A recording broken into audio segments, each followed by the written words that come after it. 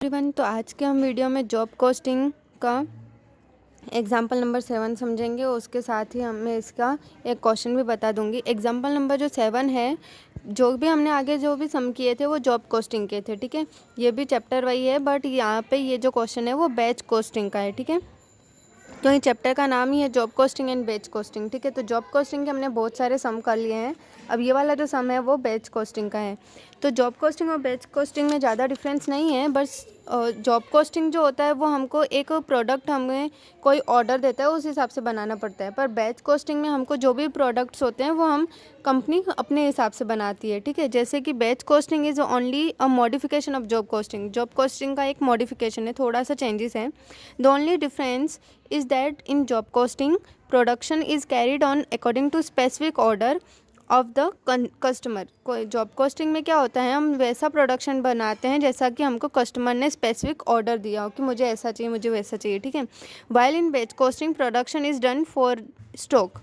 हम जो batch costing होता है वो प्रोडक्शन हम किस लिए करते हैं, सिर्फ स्टॉक करने के लिए, ठीक है। वहाँ पे कोई हमें ऑर्डर नहीं देता कि हमें इस तरीके का कुछ चाहिए या इस तरीके का कुछ चाहिए, ठीक है। जैसे कि मेडिसिन्स हो गया या कुछ हो गए, तो वो हमको कोई ऑर्डर नहीं देगा, हम अपने आप ही जो भी कंपनी है या जो भी मेडिकल स्टोर है वो अपने आप ही बनाएंगे, ठीक है, जो भी मैन्युफैक्चरिंग करते हैं। तो वहाँ पे कोई भी एक पर्टिकुलर हमको कोई ऑर्डर नहीं होगा, तो उसको हम बैच कॉस्टिंग में कम गिनेंगे, ठीक है। तो जैसे कि यहाँ पे some industries the cost manufacturing 1 unit would be not possible. 1 unit हम बना नहीं सकते हैं कोई भी इंडस्ट्री में, तो फिर वो मैन्युफैक्चर करते हैं कोई भी बैच, जैसे कि 100 बना लिए, 1000 बना लिए, 10,000 या 1 लाख रुपीज़ बना लिए, ठीक है। तो ये होता है बैच कॉस्टिंग, ठीक है। जॉब और बैच में क्या डिफरेंस है, अब हम बैच कॉस्टिंग समझ लेते हैं। यहाँ पे क्वेश्चन में Leo limited undertakes to supply 1000 units of a component per month of the month of January, February and March. Leo limited एक कंपनी है, उसने 1000 यूनिट्स कंपोनेंट जो हैं एक मंथ में जनवरी, फरवरी, मार्च में वो यूनिट सप्लाई कर रही है। Every month a batch order is open against which material and labour cost are booked at actual. Overhead are levied at a rate per labour hour. Levied मतलब हम उतना ले ही सकते हैं, वो हमारा हक है, ठीक है। ओवरहेड्स जो भी हैं, एक्सपेंसेस जो हो रहे हैं, आर लेविड एट अ पर लेबर आर, वो कितना, 1 घंटे के लेबर के हिसाब से, ठीक है। The selling price is contracted at per 15 rupees per unit. हम जो सेलिंग प्राइस हमने डिसाइड की है वो 15 रुपीज़ है, 1 यूनिट का 15 रुपीज़, ठीक है, कॉन्ट्रैक्ट के हिसाब से। अब यहाँ पे अदर डिटेल्स क्या दिया हुआ है, from the following data present the cost and profit per unit of each batch order. हमें क्या निकालना है, from the present the cost and profit. Present the cost, ये जो भी प्रेजेंट में कॉस्ट दी हुई है उसका प्रॉफिट हम, एंड प्रॉफिट पर यूनिट को कॉस्ट निकालनी है और प्रॉफिट पर यूनिट निकालना है ईच बैच ऑर्डर का, ठीक है। And the overall position of the order for the 3000 unit. और ओवरऑल पोजीशन हमें बतानी है कि 3000 यूनिट्स की क्या होगी, कि प्रॉफिट होगा या लॉस होगा, ठीक है। 3000 यूनिट्स का हमें ऑर्डर मिला है, ठीक है, बैच का। अब यहाँ पे मंथ दिया हुआ है जनवरी, फरवरी, मार्च। यहाँ पे बैच आउटपुट यहाँ पे ये दिया हुआ है, मटेरियल कॉस्ट, लेबर कॉस्ट दिया हुआ है। उसके बाद labour is paid 2 per hour दिया हुआ है, और जनवरी, फरवरी, मार्च का यहाँ पे ओवरहेड्स दिया हुआ है और टोटल लेबर आवर्स दिए हुए हैं, ठीक है। तो यहाँ पे सबसे पहले इसमें क्या करना होता है ना, यहाँ पे ये स्टेटमेंट दी हुई है, ठीक है, कि आउटपुट है, यहाँ पे कॉस्ट, मटेरियल, वेजेस यहाँ पे दिया हुआ है कि कॉस्ट कौन कौन से, मटेरियल, वेजेस और ओवरहेड्स, ठीक है, ये तीनों है। उन तीनों का टोटल कॉस्ट जैसे हम निकालते हैं वैसे निकालना है, बस उसको फिर डिवाइड करना है यूनिट्स में और प्रॉफिट निकालना है, ठीक है। तो उससे पहले हमको कोई 3 जो है वो कैलकुलेशन करनी पड़ेगी। तो आप जब भी बैच कॉस्टिंग का अगर सम आ जाता है, वैसे तो ज़्यादा सम्स है नहीं, बट अगर बैच कॉस्ट का सम आ गया तो सबसे पहले आप ये क्या करोगे, 3 लेबर आर का निकाल दोगे। ये 3 हमें निकालने, labour hour, overhead per labour hour और ओवरहेड पर बैच, ठीक है, ये हमें निकाल देना है। उसके बाद ये स्टेटमेंट छोटी सी बनानी है और फिर हमारा सम खत्म हो जाएगा, ठीक है। तो सबसे पहले लेबर आर निकालेंगे, जनवरी, फरवरी, मार्च लिखा हुआ है वो मंथ लिख देंगे। लेबर कॉस्ट, तो लेबर कॉस्ट यहाँ पे कितना है, 2000, 3000, 2000, ठीक है, जनवरी, फरवरी, मार्च का, ठीक है। लेबर कॉस्ट ये है, और कितना लेबर पे कर रहे हैं हम, 1 घंटे का उनको 2 रुपये पे कर रहे हैं, ठीक है। तो लेबर कॉस्ट 2500 है, पर आवर 2 रुपीज़ है, तो डिवाइड करेंगे तो 1250 आवर्स निकल जाएंगे कि कितने घंटे काम कर रहे हैं वो, 1250, ठीक है। तो वैसे हम तीनों का निकाल देंगे तो ये हमें आवर्स मिल जाएंगे, लेबर आवर्स, ठीक है। Overhead per hour, labour our की ओवरहेड कितना हो रहा है, 1 घंटे में लेबर के ऊपर हम कितना खर्च करें, तो 12,000, 9,000, 15,000 यहाँ पे दिया हुआ है। ओवरहेड्स का, ठीक है। देखो यहाँ पे ओवरहेड्स दिया हुआ है 12,000, 9,000, 15,000 डिवाइड बाय हम ये करते हैं जैसे कि आगे हम सम में करते थे, जॉब कॉस्टिंग में डिवाइड करते थे, ठीक है। तो वैसे ही यहाँ पे आर से डिवाइड कर देना है। तो यहाँ पे 4,000, 4,500, 5,000 आ जाएगा। तो 2, 3, 2, 3 यहाँ पे इन दोनों का डिवाइड करोगे तो ये आ जाएगा, ठीक है। कि एक घंटे में हम लेबर के ऊपर 3 रुपये, 2 रुपये और 3 रुपये खर्च करें। जनवरी में 3 रुपये, फरवरी में 2 रुपये, इसमें 3 रुपये, ठीक है। ओवरहेड्स पर बैच, अब ओवरहेड्स कितना हो रहा है, एक बैच के ऊपर खर्च कितना हो रहा है, तो लेबर आवर्स करेंगे इंटू ओवरहेड पर आवर, ठीक है।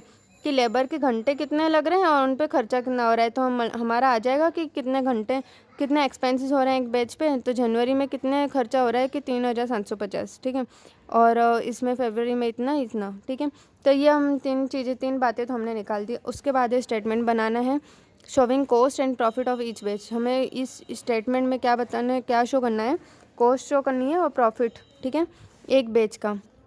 तो सबसे पहले हम आउटपुट लिख देंगे कि 1250 है हमारा, और 1500 और 1000, ठीक है। ये 1000 ये हमने आवर्स लिख दिया, टोटल यहाँ पे कर दिया, ठीक है। अब कॉस्ट है मटेरियल, वेजेस, ओवरहेड्स। अब मटेरियल तो यहाँ पे दिया हुआ है ऑलरेडी, तो इसको कुछ नहीं करना है, बस देख के लिखना है। 6250, 9000, 5000 इसका टोटल कर दोगे, ये आ जाएगा। वेजेस और लेबर एक ही होता है, तो यहाँ पे जो भी वेजेस का लेबर का दिया हुआ है 2500, 3000, 2000, तो यहाँ पे लिख देंगे 25,000, 2500, 3000, 2000, ठीक है। तो इसका टोटल करोगे तो ये आ जाएगा।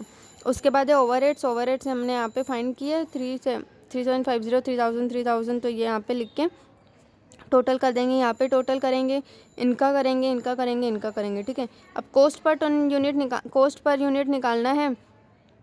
तो यहाँ पे इन सब का टोटल करके डिवाइड बाय जो यूनिट्स आए हैं यहाँ पे जो हमने लिखा है वो डिवाइड करेंगे। यहाँ पे जो है वो उससे डिवाइड करेंगे, यहाँ पे जो है वो उससे डिवाइड करेंगे। ये जो हमने अलग तरीके से लिखा है, ठीक है, वो यूनिट से, तो वो डिवाइड करेंगे तो पर यूनिट का आ जाएगा। तो इसका भी 10 है, इसका भी 10 है, इसका भी 10 है, कभी कभी अलग भी आता है, तो ज़रूरी नहीं है कि हर बार तीनों सेम आए, ठीक है। अब यहाँ पे तीनों आ गए हैं, एक ही सेम आ गए हैं, तो प्रॉफिट पर टन पर यूनिट हमारा कितना होगा कि हमने तो सेलिंग प्राइस कितनी रखी थी 15 पर यूनिट, मतलब हमारा जो भी है कॉस्ट पर यूनिट 10 आया, तो हमारा माइनस करेंगे कि सेलिंग प्राइस तो हमने बेच कितने में रहे हैं 15 रुपीज़ में, ठीक है। पर हमारा जो भी एक्सपेंसेस के साथ जो भी हमने कैलकुलेशन किया तो कॉस्ट पर यूनिट कितना आया 10, तो 5 रुपये जो हुआ वो हमारा प्रॉफिट हुआ, ठीक है। अब ओवरऑल पोजीशन हमें बतानी है कि 3000 अगर यूनिट हम कर रहे हैं, ओवरऑल पोजीशन यहाँ पे उन्होंने बोला ना हमें फाइंड आउट करना है, ठीक है। तो 3000 अगर ऑर्डर हमें मिल रहे हैं तो कितना प्रॉफिट होगा, तो 3000 इंटू 15, एक यूनिट का हम 15 रुपीज़ चार्ज कर रहे हैं, ठीक है। 3000 यूनिट्स हैं तो हमें कितना मिलेगा, हमको रुपये 45,000। पर हमारा खर्च कितना होगा 3000 यूनिट पे, अगर कॉस्ट यूनिट हमारा तो 10 है तो हमारा खर्चा तो 30,000 हो रहा है, तो 15,000 जो बच रहे हैं वो हमारा क्या हो जाएगा, प्रॉफिट, ठीक है। तो ये हमारा जो एग्जाम्पल था वो मैंने समझा दिया। अब इसके रिगार्डिंग मैं एक सम समझा दूँगी आपको, तो आपका क्लियर हो जाएगा, ठीक है।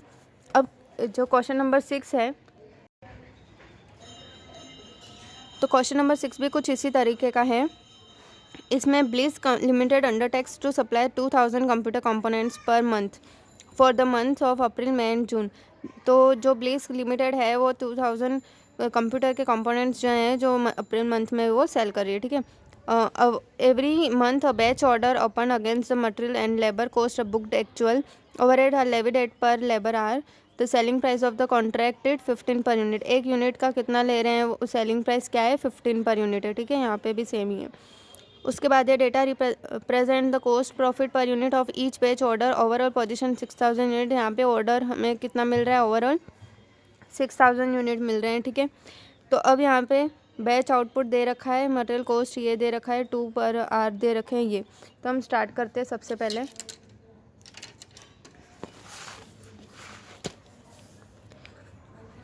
तो सबसे पहले हमें लेबर आर निकालना है।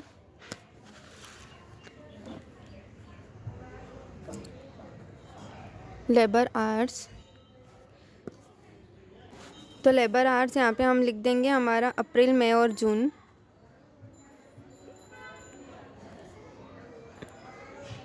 लेबर कॉस्ट हमारी कितनी है,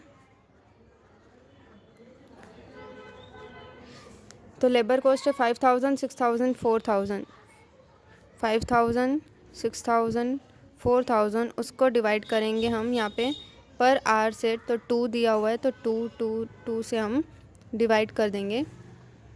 तो 5000 डिवाइड बाय 2 2500, यहाँ पे आ जाएगा 3000 देन 2000। ठीक है, उसके बाद हमें निकालना है overhead per labour our.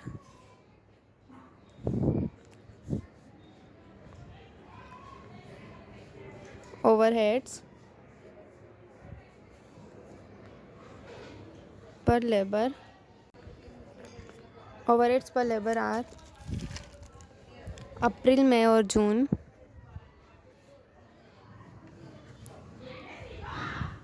April, May and June.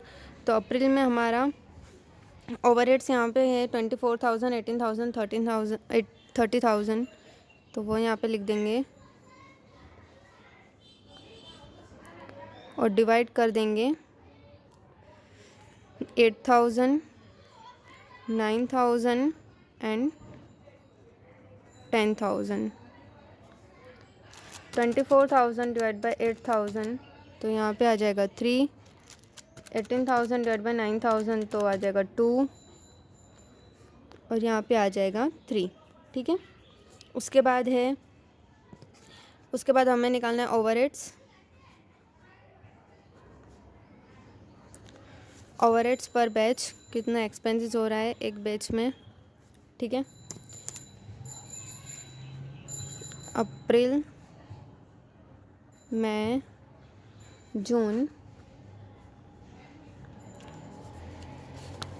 तो वो उसमें हम क्या करेंगे, जो हमारे लेबर है, लेबर आवर्स इनटू करेंगे ओवरहेड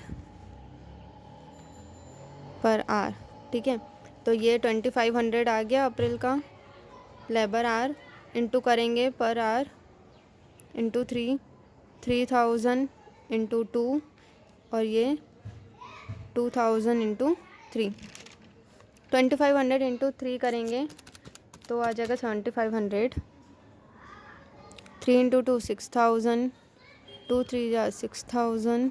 ठीक है, तो प्लस करेंगे 6000 प्लस 6000, सॉरी इसका प्लस नहीं करेंगे। उसके बाद हमें क्या करना है, स्टेटमेंट बनानी है। तो स्टेटमेंट मैं यहाँ पे पहले से बना के रखी है। सबसे पहले हम यहाँ पे क्या लिखेंगे, आउटपुट। तो सबसे पहले हम आउटपुट लिख देंगे, आउटपुट नंबर्स अप्रैल मंथ का। यहाँ पे जो भी आउटपुट नंबर्स है 2500, 3000, 2000, इन सब का प्लस कर देंगे। 2500 प्लस 3000 प्लस 2000 7500, जिसको यहाँ पे हम अलग से मेंशन कर देंगे। ठीक है, उसके बाद सेकंड हमारा है, यहाँ पे लिखना है कॉस्ट। कॉस्ट में क्या क्या आता है, तो मटेरियल, वेजिस, लेबर भी लिख सकते हो आप, यहाँ पे वेजिस भी लिख सकते हो, दोनों लिख सकते हो, ओवरहेड्स।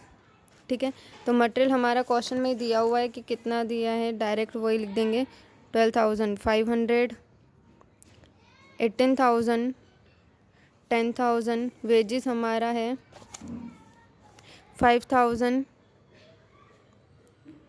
6,000 देन 4,000। देन ओवरहेड्स हमारा कितना है, यहाँ पे जो भी हमारा आया ये ओवरहेड्स हैं हमारे। ठीक है, तो 7,500 प्लस 6,000 प्लस 6,000। तो अब इन सब का टोटल कर देंगे हम, ऐसे भी और ऐसे भी। ठीक है, 12,500 प्लस 18,000 प्लस 10,000 तो 40500। 5,000 प्लस 6,000 प्लस 4,000 तो 15,000। उसके बाद 7,500 प्लस 6,000 प्लस 6,000 19,500 और इसका भी टोटल करना है, तो हम अभी कर लेते हैं 15,000 प्लस 40500 75,000। अब यहाँ पे टोटल करेंगे 12,500 प्लस 5,000 प्लस 7,500 25,000। अब यहाँ पे मैंने जब यहाँ पे इतना कर दिया है तो हमें नीचे क्या आपको पता है कि नीचे हमें क्या निकालना है, प्रॉफिट निकालना है, जो कि हम इससे यूनिट से डिवाइड करते हैं। तो वो भी हम यहाँ पे साथ साथ में करते जाते हैं ताकि हमारा हो जाए।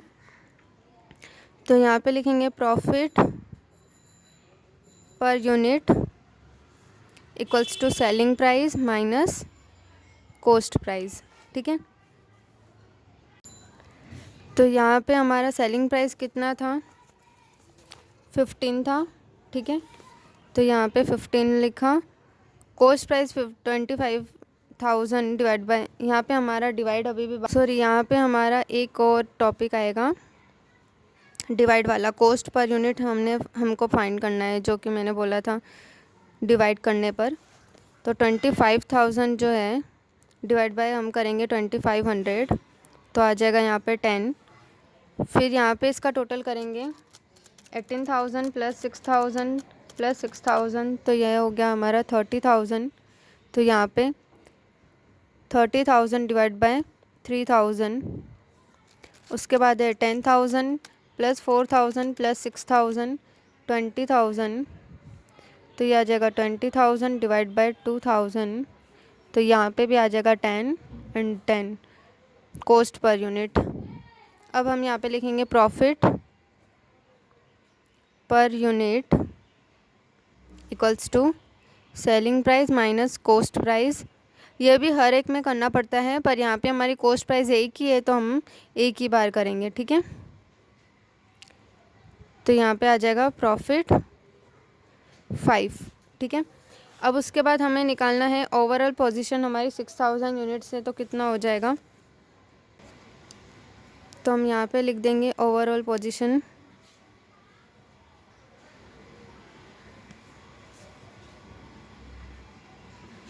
ऑफ द ऑर्डर, यही वाला पूरा लिख सकते हो आप क्वेश्चन में से देख के, 6,000 यूनिट्स। ठीक है, क्वेश्चन वाला ही मैंने यहाँ पे लिख दिया यहाँ से यहाँ तक। अब सेलिंग प्राइस हमारी कितनी थी, 15 पर यूनिट था। ठीक है, तो 6,000 यूनिट्स इंटू 15 पर यूनिट, तो 6,000 इंटू 15 हमें टोटल रुपया कितना मिलेगा, 90,000 अगर हम सेल करेंगे तो। पर हमारा एक्चुअल कॉस्ट कितना हुआ है, 6,000 यूनिट का इंटू करेंगे हम 10 पर यूनिट से, तो यहाँ पे आ जाएगा हमारा 60,000। तो माइनस करेंगे हम 90,000 माइनस 60,000, तो 30,000 हमारा ये हो जाएगा प्रॉफिट। तो आई होप आपको ये क्वेश्चन समझ में आया होगा। Okay, thank you.